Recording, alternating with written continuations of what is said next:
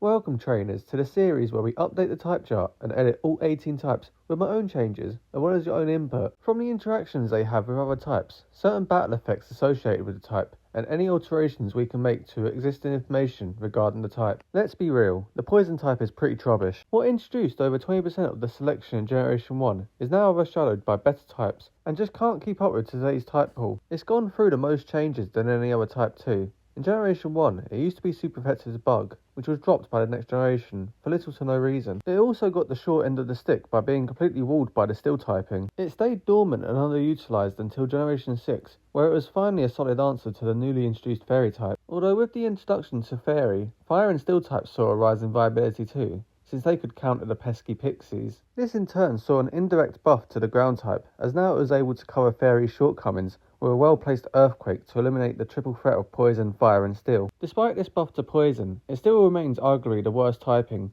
purely being outclassed by other typings that can perform better with more flexibility. Now it's primarily used to poison things and stall out turns, which even that got nerfed in Generation 7, since poison could no longer be poisoned. So let's assess the current type chart and figure out ways to update the poison typing. Stick around until the end to see what we come up with for these toxic terrors. So starting off, poison is only super effective to grass and fairy.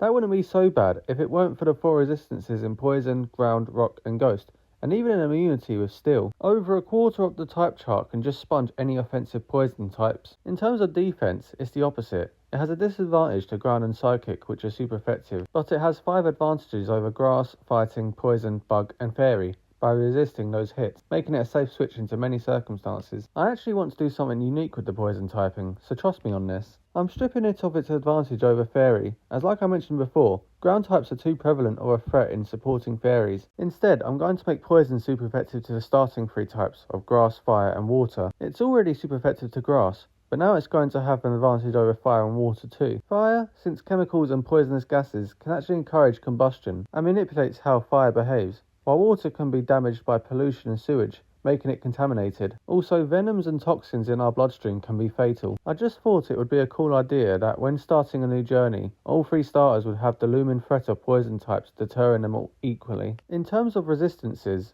rock and ghost stay the same, while ground's resistance will be swapped for psychic, since like I mentioned earlier, ground just needs to back off from simping for the fairy type. As for the steel immunity, I'll change that to a resistance, while poison will receive the immunity instead. While I agree there are plenty of steels that aren't affected by hazardous toxins, enough acid rain would cause damage, as well as some radioactive material being potent enough to melt through steel. Meanwhile, making poison immune to itself just leans more into not being able to poison types, while slightly giving the corrosion ability more applications.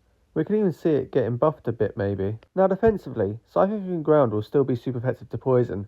However, I've also included rock to be super effective, as just like with steel, it's a mineral that would have an advantage over a material that couldn't cause much harm. All of its resistances have had the biggest overhaul this series has ever seen. Forget about what you already know about the poison type, because it now resists fire, water and ghost, while being immune to itself as mentioned prior. I didn't include grass as it already has too many types to resist it, while also coexisting with poison in some cases, as many plants, fungi and other avenues in nature are poisonous or contain venom. As for ghosts not having an advantage over poison, well, ghosts are notorious for inhabiting entities, but I feel if it were tried to control a poisonous mortal, the toxins may actually cause it harm, resulting in being able to resist its influence. So with such a shake-up, this is how the new type chart is looking. It can at least now stand up against some of the most common threats in a story run, and may actually make the evil teams that use poison types more threatening to your starter Pokemon. There is one more drastic change I have to bring up, and it's actually one of the few things that inspired this whole series, since I definitely feel this change is warranted. With the poisoned and badly poisoned status condition,